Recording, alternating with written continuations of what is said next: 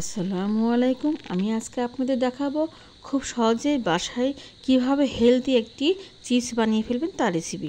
আসলে এটা হচ্ছে একটা কলার চিপস। বাচ্চারা কলার চিপস, কলা এমনি ভর্তা ভাজি কোনো কিছু খেতে চায় না, কিন্তু এভাবে চিপস বানিয়ে দিলে খুব সুন্দরভাবে খেয়ে নেয় এবং ওরা বাজার থেকেও কিনে খেতে চায় কলার চিপস, আলু চিপস।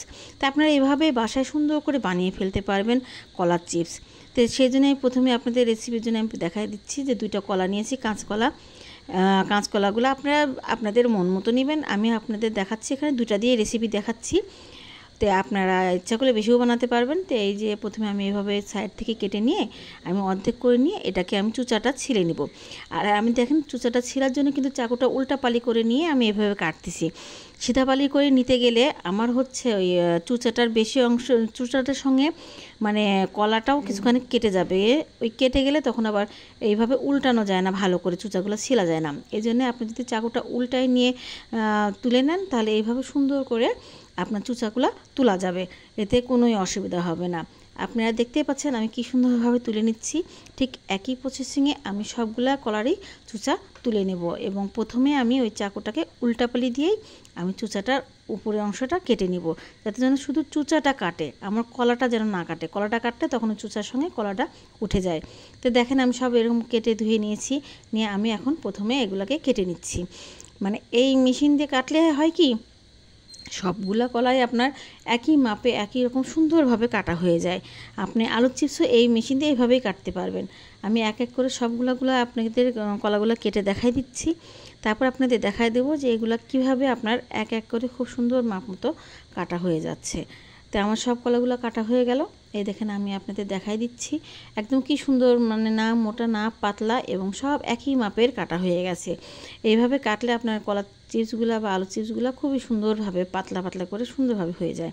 তো আমার হয়ে গেল। এখন আমি বাটির মধ্যে তুলে নিচ্ছি এগুলা কেটে কাটা কলাগুলা। তারপর আমি এর মধ্যে একে একে আর অন্যান্য জিনিসগুলো মিলাবো।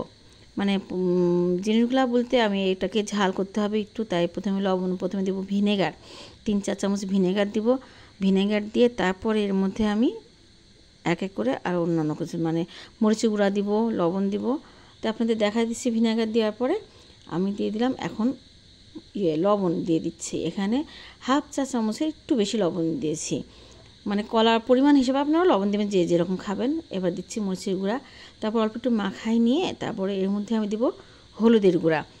হলুদের গুঁড়াটাও অ্যাড করবেন, তাহলে কালারটাও খুব সুন্দর আসবে আর মরিচের গুঁড়াটার জন্য ঝাল হয়ে যাবে। এক্সট্রা পরে আমাকে আর ঝাল লবণ কোনো কিছু দিতে হবে না, মানে এক্সট্রা কলার চিপসে যেরকম দেওয়া থাকে সেটা দিতে হবে না। আপনারা প্রথমেই যদি এভাবে দিয়ে নেন এবং এটাতে মুচমুচাও হয়, ঝাল লবণও প্রথমেই ঢুকে যায় এবং খুব টেস্ট লাগে। আপনার বাসায় একবার হলেও এভাবে বানাবেন, দেখবেন বাচ্চারাও খুব পছন্দ করে খাবে।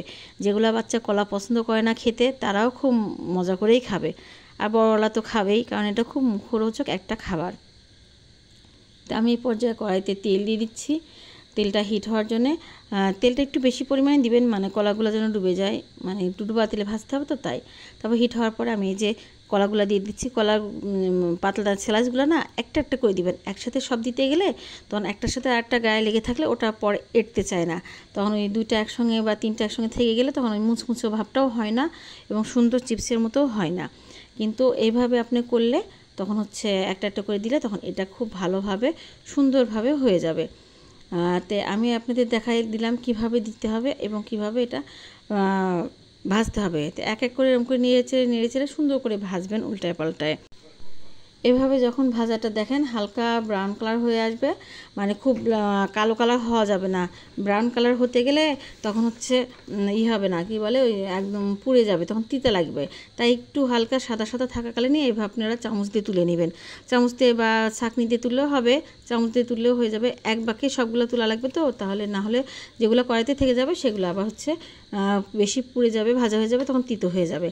তাই আমি আবার তারপরে দেখছি একে একে দিচ্ছি, আবার দিয়ে আবার আপনাদের আবার দেখাই দিচ্ছি যে এটা আবার কিভাবে আমি ভাজতেছি। এইভাবে আমি 2বারই আপনাদের দেখাই দিচ্ছি।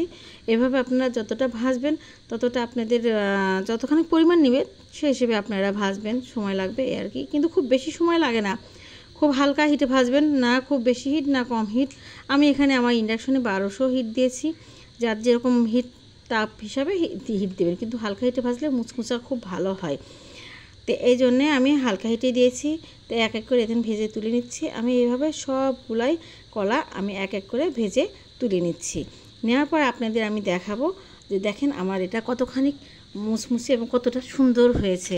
দেখেন আমি আপনাদের দেখাই দিচ্ছি কি সুন্দর মুচমুচা শব্দ, এবং এগুলো একদম মুচমুচা শব্দ হয়, মানে খুব সুন্দর। এবং এবার ভাঙবো, দেখেন ভাঙলেও একটা খুব মুচমুচা শব্দ, দেখছেন আপনারা কি সুন্দর মচমচ করতেছে। এই শব্দগুলো হয়ে যায়, মানে খুব সুন্দরভাবে খেতেও খুব টেস্ট লাগে। এতে ভালো থাকুন, আসসালামু আলাইকুম।